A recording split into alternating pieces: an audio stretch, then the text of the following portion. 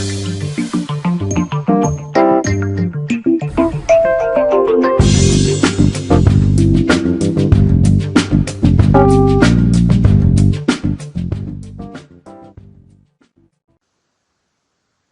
everyone, this is International Master Jacek Stopa.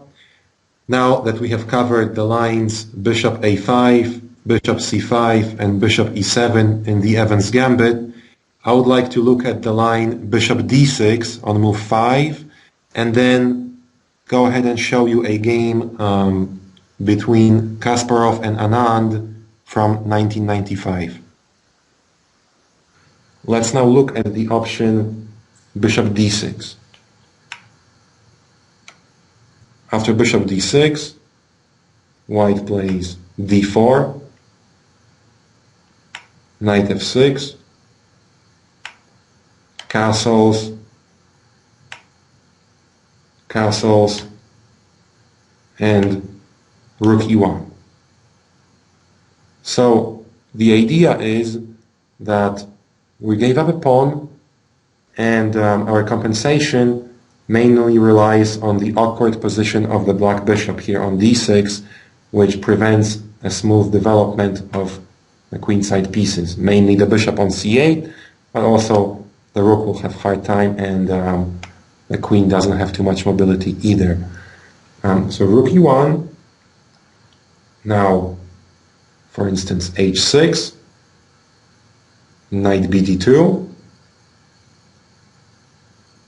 Rook E8, and again the familiar diagonal, typical move for the Evans Gambit, Queen B3. Now, Knight A5 is met with Bishop F7, King F8, Queen A4 with a big advantage.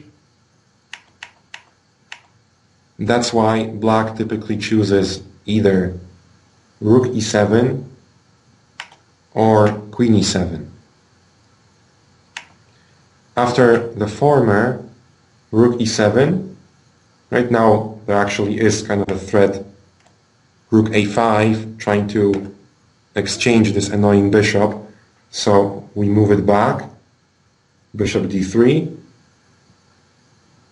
Queen E8, right? Like I said, it's pretty awkward here for black to move, right? Fairly weird setup. Queen E8 and Rook E7. Queen E8, we play Bishop B2, putting some additional pressure here on this pawn in some variations, right? Note that it's not going to be easy to disentangle himself here after he takes D4, C takes D4. It just even looks like black is just going to get killed. So after Bishop B2, black can try this way, A6, but the move Knight C4 again leaves a very nice compensation. In some cases we'll be capturing here on D6, destroying the pawn structure. The pawn on D6 will be really weak. We'll be able to bother it through moves like Bishop A3 and playing on this diagonal. Also, the knight on C4 is performing the important function of putting more pressure on the pawn E5. Instead of Rook E7, like I said, black can also play Queen E7 to defend the F7 pawn. And now Bishop D3, Knight A5. Right, so again, Bishop D3, same idea. We're avoiding the trade. We don't want to trade this bishop for the black knight. Now after Knight A5, we play Queen A4, B6, and the typical maneuver also seen in the Ruy Lopez, Knight F1. Knight is headed to either E3 or G3, and later on either D5 or F5. Now Bishop B7 and Knight G3. This is it's a complex position. It's a very good compensation. I wouldn't say it's a crushing advantage, but definitely a very promising play here for white. And for instance, and e5.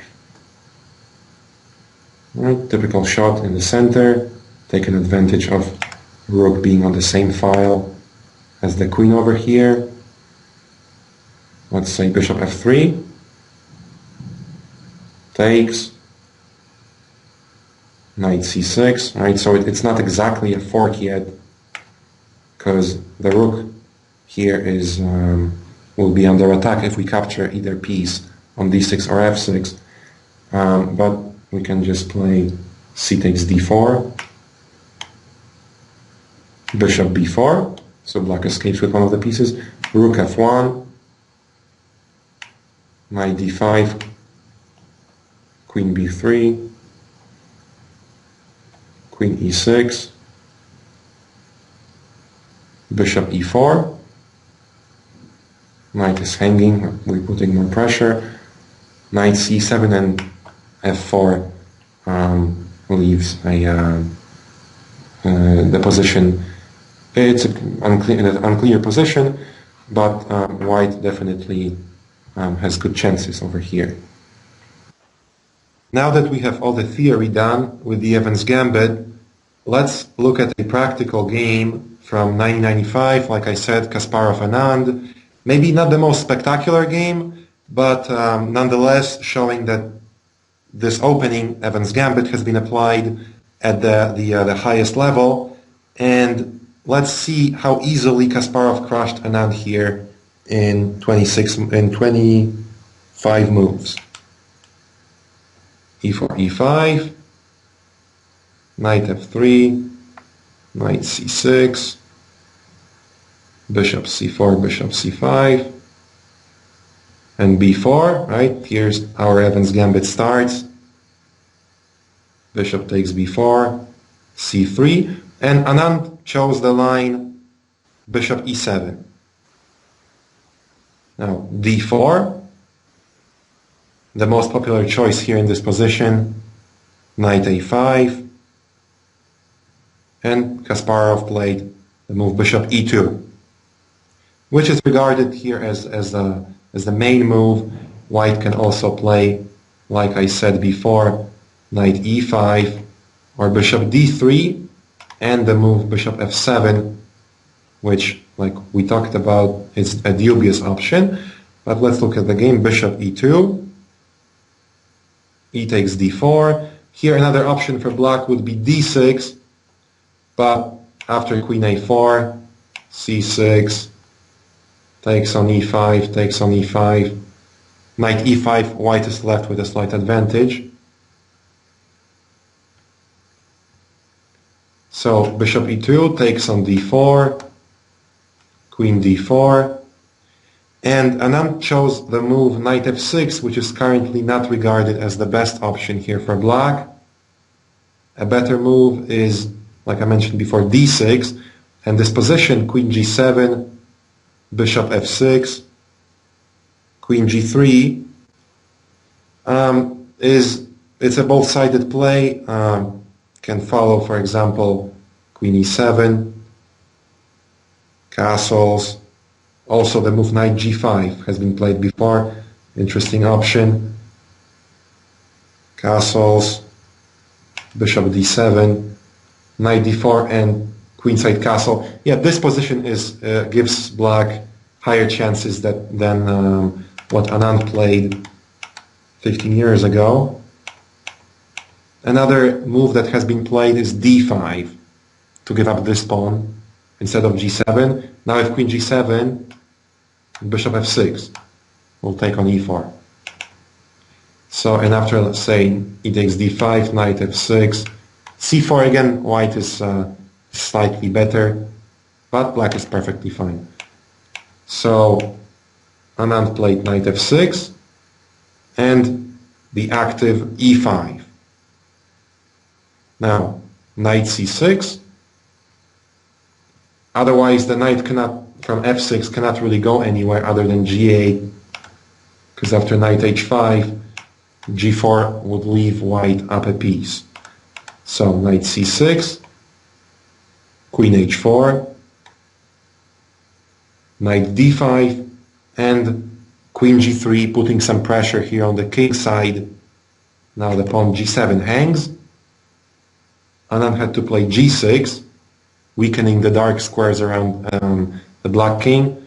But there's not really an alternative to this, as after castling, bishop h6 will win the exchange, and both king f8 or rook g8 will leave the black king permanently discastled on top of the not very fast development here on the queen side.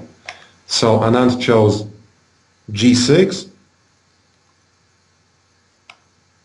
Kasparov castled, and knight b6. If d6 immediately, then rook d1, knight b6, right, pinning here the pawn, bishop h6, making it impossible for black to castle. White has a big advantage. So knight b6 and c4, blocking the knight. Now d6, and again we're pinning that pawn, right? Make it harder to develop. Now knight d7. If black chose the natural bishop f5, then black collapses after c5. Too much pressure, we're gonna capture on d6, and it's pretty much over. So knight d7, and we're sacrificing another pawn, bishop h6, controlling the dark squares, preventing castle. Knight takes e5, knight takes e5, and takes. If d takes e5, then bishop g7, right? Black gets some unpleasant pressure here on the d file. Rook g8 and bishop e5 is a crushing advantage. So knight e5. Now, if white would choose this move after bishop f6, looks like, well, black has two pawns for the exchange, and it's just not good to give up this bishop here for that rook that's not doing anything. So this would kind of let black off the hook. That's why Kasparov didn't choose bishop g7 and instead developed another piece, knight c3, to have an option of maybe in some cases playing knight d5, knight e4 or knight b5, f6, and more pressure here on the center, c5, knight f7, takes on d6, c takes d6. If knight d6, then both rook ac1, right, bringing last piece to action, and knight e4 give white a splendid play. So c takes d6, queen e3, now that white has to complain in this position. Knight h6, we take the bishop, we take the knight, and bishop f8. This position is already really bad here for black.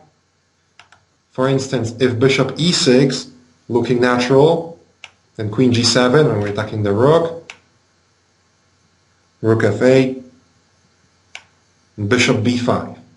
Okay, look at the horrible positioning of the black king on e8, bishop d7, rook e1, and let's say bishop b5, knight d5, and this is over. So black cannot play bishop e6. Instead of trying to kick out the queen here from h6, bishop f8, and we're back. Queen e3. Now king f7. If queen e7, then queen e3, queen f3, with overwhelming threats, such as knight d5, putting maybe the rook on the e file, and there's always bishop b5 in the air also. So king f7 and knight d5. Now bishop e6, black is trying to do something about the development. Knight f4. And now in this already really bad position, Anand blunders, which is not even a very obvious blunder, but still queen e7 loses the game immediately, and I'll let you guys figure out what to play here.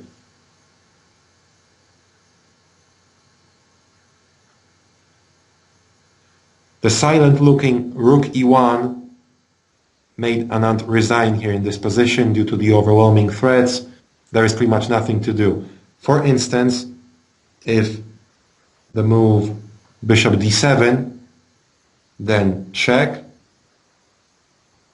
king e8, and now the queen can go somewhere along a bunch of squares here for the queen, right?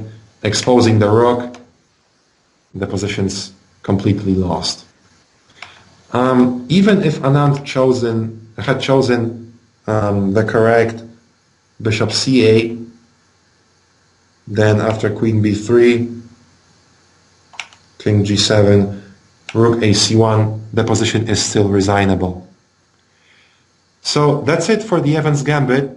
Thank you very much, guys, for listening. I hope some of you will start applying this in regular practice. And best of luck. Thank you.